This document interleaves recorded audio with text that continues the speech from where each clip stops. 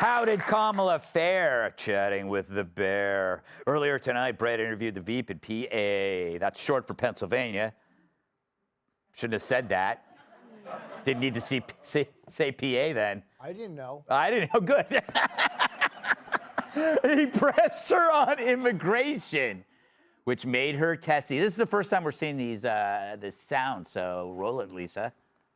The first bill, practically within hours of taking the oath, was a bill to fix our immigration system. Yes, ma'am. It was called the U.S. Citizenship Act of 2021.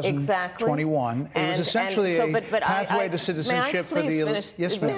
May I finish responding, please? But you have to let me finish, You please. had the White House and the House and the Senate, I'm and they didn't bring up I'm in that the bill. middle of responding to the point you're raising, okay. And I'd like to finish.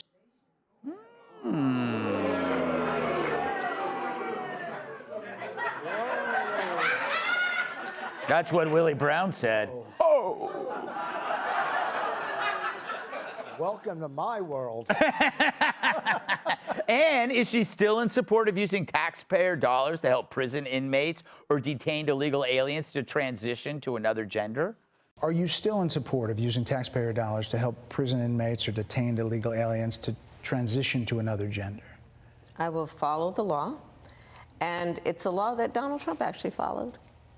You're probably familiar with, now it's a public report, that under Donald Trump's administration, these surgeries were available on a medical necessity basis to people in the federal prison system.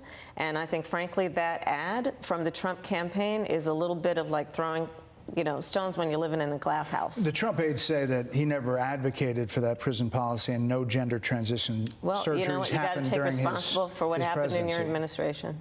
Yeah, you do. She didn't answer the question. Finally, when did she first notice that President Biden's mental faculties appeared diminished? When did you first notice that President Biden's mental faculties appeared diminished?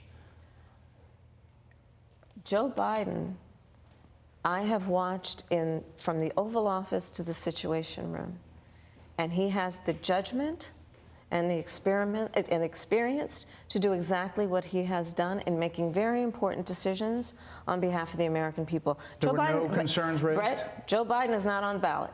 I understand. And Donald Trump but is. You talked about it. And Donald Trump After George Clooney said within a few minutes of talking to President Biden at a fundraiser that he thought this was not the same Joe Biden that we saw on the debate stage. Donald Trump is on the ballot. I understand. You met with him at least once a week for 3.5 years. You didn't have any concerns? I think the American people have a concern about Donald Trump. Oh, yeah, Tyrus. I told you.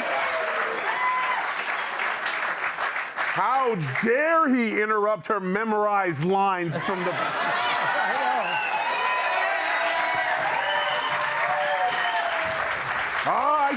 I told you, my beard is great. I might grow it out.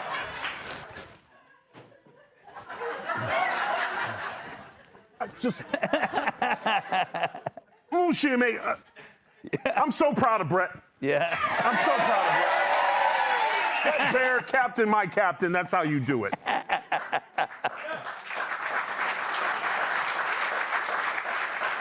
Kat, I think the untold story here is that Kamala got on special report before you did.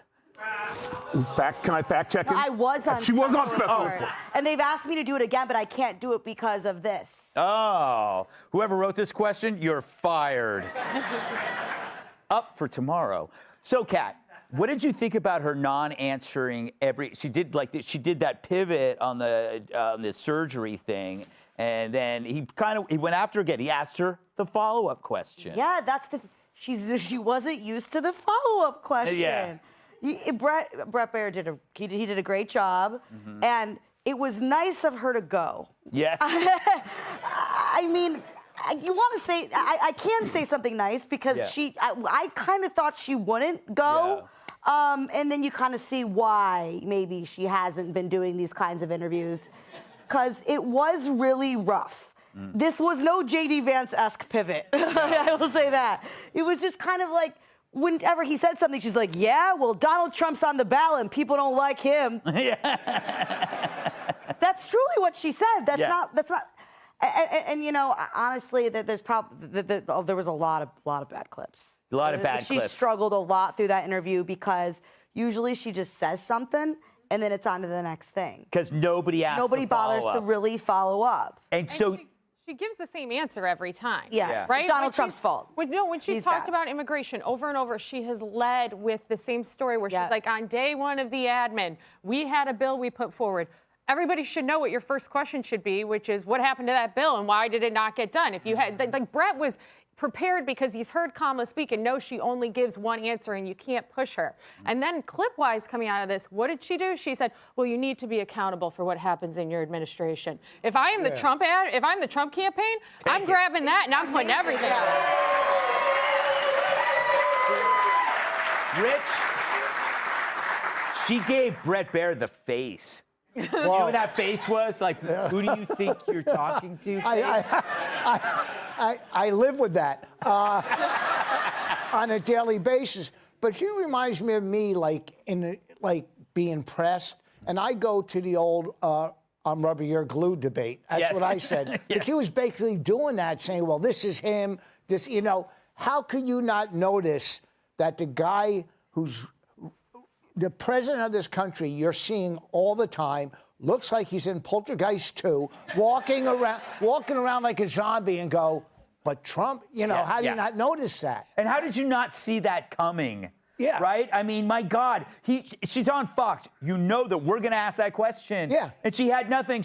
I mean, I could have written her the answer, but I wouldn't. Though you're right, though. That's going to be in an ad tomorrow. You have to be responsible for your administration.